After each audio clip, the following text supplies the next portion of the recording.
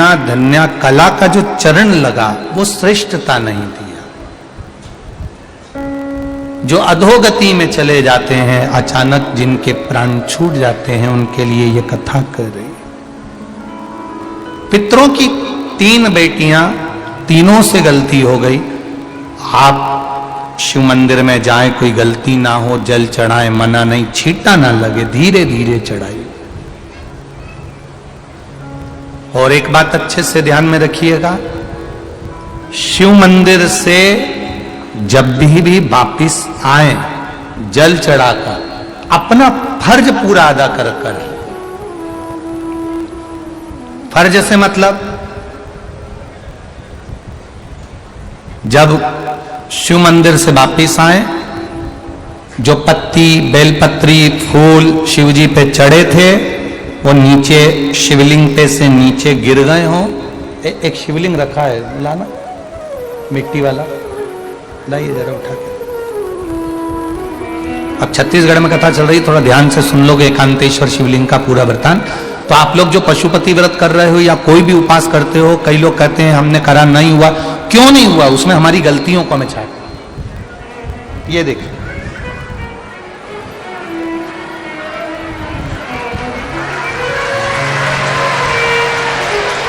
अब जैसे ये शिवलिंग रखा है, आपने जल चढ़ाया, अब जल आप यहां से चढ़ा रहे हो तो धीरे धीरे धीरे धीरे चढ़ाएं, जिससे छींटे बाहर ना, यहां तक छींटे रहे ना, जलाधारी तक चलेगा, बाहर ना गिरे। और एक बात का स्मरण रहे,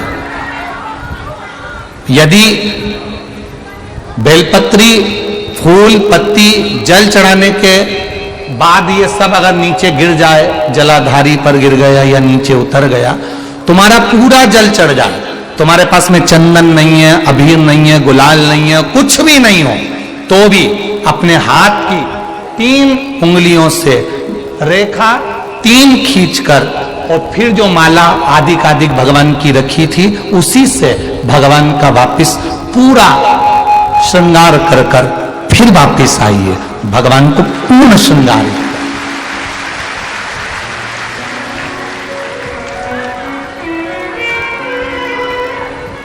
भगवान का पूर्ण श्रृंगार कर कर आइए। कई लोग जल चढ़ाने के बाद में भगवान का जो फूल पत्ती नीचे रखी रहती है, आप, हम ये नहीं कह रहे कि आप अपने घर से लेकर जाओ, आपके पास में कुछ नहीं, 1 लोटा जल चढ़ाओ, जल चढ़ाया, जो फूल पत्ती नीचे रखी हुई है उसी को उठाकर, उसको रखकर, उसी फूल से भगवान का खूब सुंदर श्रृंगार भगवान का कर कर फिर आइए। क्यों?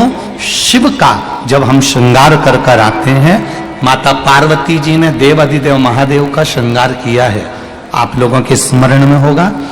राम जी ने माता जानकी का श्रृंगार किया है। रामचरित सुनिए कथा, रामायण सुनिए, आप लोगों ने रामायण सुनी होगी, तो उसमें माता बैठी हैं शिला के ऊपर और भगवान राम उनका श्रृंगार कर रहे हैं। एक कौवा आता है, वो चोंच मार कर जाता है, ये सारा वृत्तांत आप लोगों ने श्रवण किया है। तो राम जी माता सीता का श्रृंगार करते हैं, भगवान कृष्ण राधा जी का श्रृंगार करते हैं। केवल एक देव अधिदेव महादेव की कथा ऐसी है जिसमें पार्वती जी शिव जी का श्रृंगार करती है। शिव का श्रृंगार किस लिए? क्यों?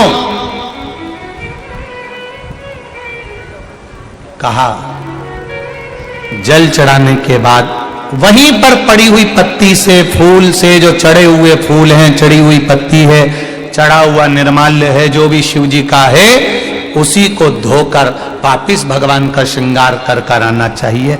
किस लिए? कि हे भोलेनाथ, जब मैं इस संसार सागर से जाऊं, अखंड सुहाग लेकर पूरी श्रृंगार कर कर इस धाम से जाऊं, ऐसी कृपा बना। जो पढ़ाओ,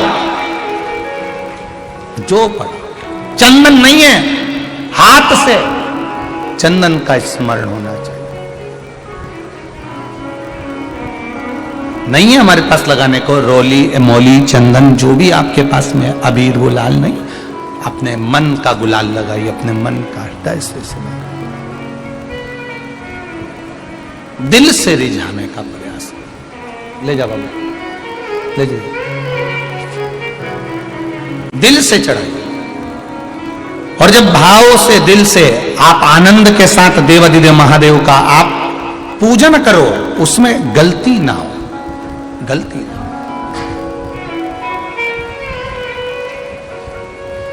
देखिए, पितरों की 3 बेटियों को श्राप लग गया। श्राप क्या लगा? तुम्हें पृथ्वी पर जाना पड़ेगा, मृत्यु लोक में जाना पड़ेगा, और तुम्हें मृत्यु लोक में जन्म लेना पड़ेगा। मृत्यु लोक में जाना पड़ेगा और तुम्हें जन्म लेना पड़ेगा। अब दुख आ गया। पितरों की बेटियां, इन्होंने पूछा हमारा भी कल्याण हो और पितृलोक में जितने पितर आए उनका भी कल्याण हो।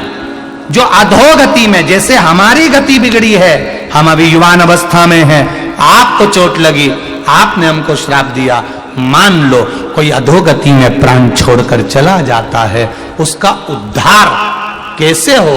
सनकादि ऋषि से पूछ रही है। आप कृपा करो, आप दया करो। ऐसे ही मधुर आवाज में भजन सुनने के लिए हमारे चैनल को सब्सक्राइब और बेल आइकन दबाना ना भूलिएगा।